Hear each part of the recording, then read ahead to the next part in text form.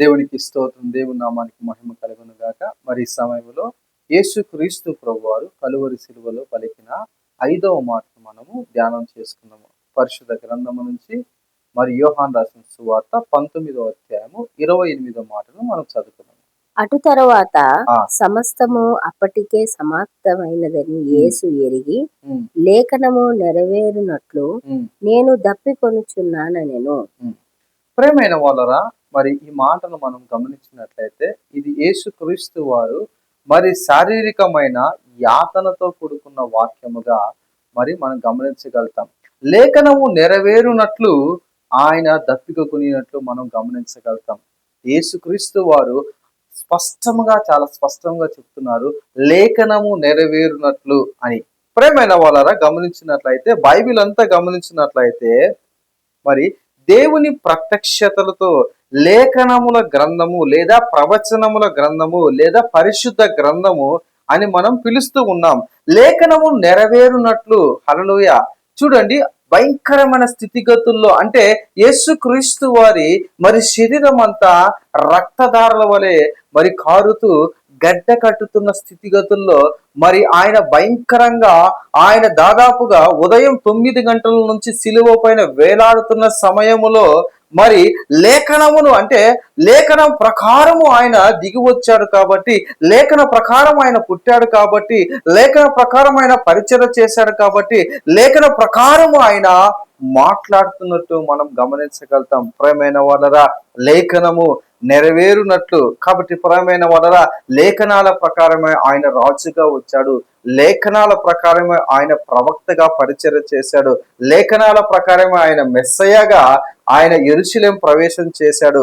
మరి లేఖనాల ప్రకారమే ఆయన జ్యేష్ఠుడుగా నీ కోసం నా కోసము సిలువ పైన ఆయన మరణించడానికి మరి సిద్ధపడినట్టుగా మనం గమనించగలుగుతాం. పరిశుద్ధ గ్రంథము నుంచి మత్తయి రాసిన సువార్త 5వ అధ్యాయము 17వ మాటను మరి గమనించినట్లయితే, మరి ధర్మశాస్త్రము మరి లేఖనములను ధర్మశాస్త్ర ప్రకారం లేఖనమును నెరవేర్చుటకే నేను వచ్చాను, కానీ ధర్మశాస్త్రమును లేఖనమును కొట్టివేటకు నేను రాలేదని సెలవిచ్చినట్టు మనం గమనించగలుగుతాం. అంటే లేఖనమును ధర్మశాస్త్రమును ఆయన నెరవేర్చుటకే వచ్చి ఉన్నాడు. హల్లెలూయా.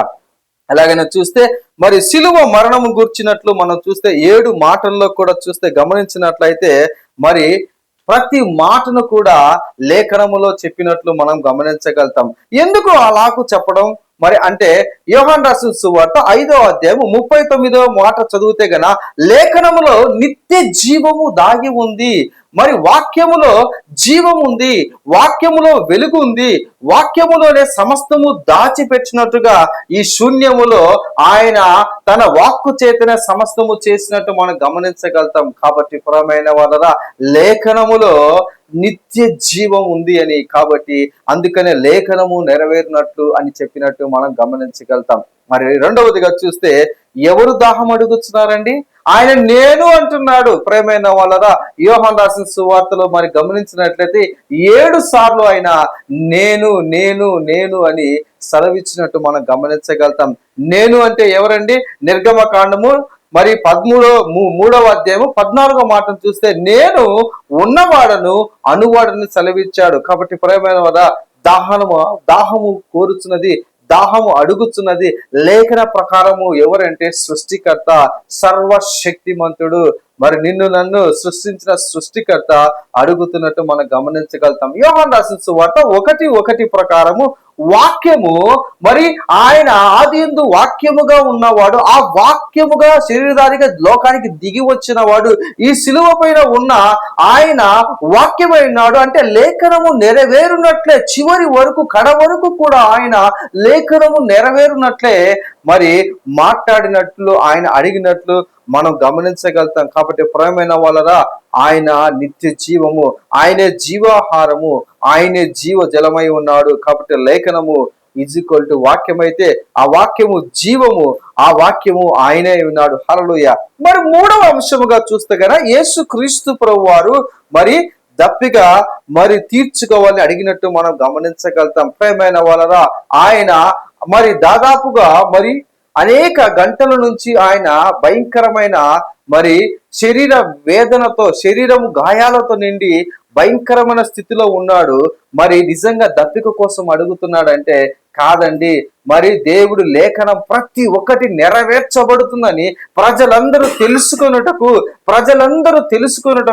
అక్కడ లేఖనము నెరవేరునట్లని ఆయన సిలువ పైన పలికినట్టు మనం గమనించగలుగుతాం. అంటే వాక్యానికి, లేఖనానికి, ప్రవచనానికి, వాగ్దానానికి ఆయన ఎంత ప్రాధాన్యత ఇచ్చినట్టు మనం గమనించగలుగుతాం. ప్రేమైన వాళ్ళరా, నీ జీవితంలో కానీ నా జీవితంలో కానీ దేవుడు ఒకవేళ నీకు మరి ప్రవచనం చెప్పింటే, వాగ్దానం చెప్పి ఉంటే, లేఖనం ఇచ్చి ఉంటే ఖచ్చితంగా ఆ లేఖనము నీ జీవితంలో, నా జీవితంలో తప్పకుండా నెరవేరుతుందని యేసుక్రీస్తు వారు ఆ మాట ద్వారా సెలవిచ్చినట్టు మనం గమనించగలుగుతాం. మరి ఈ సమయంలో మరి ప్రత్యేకంగా చూస్తే మరి ఆయన ఏ దప్పిక కలిగి ఉన్నాడు, ఏ దప్పిక కోసం ఆయన అడిగి ఉన్నాడంటే ఆత్మీయ దప్పిక.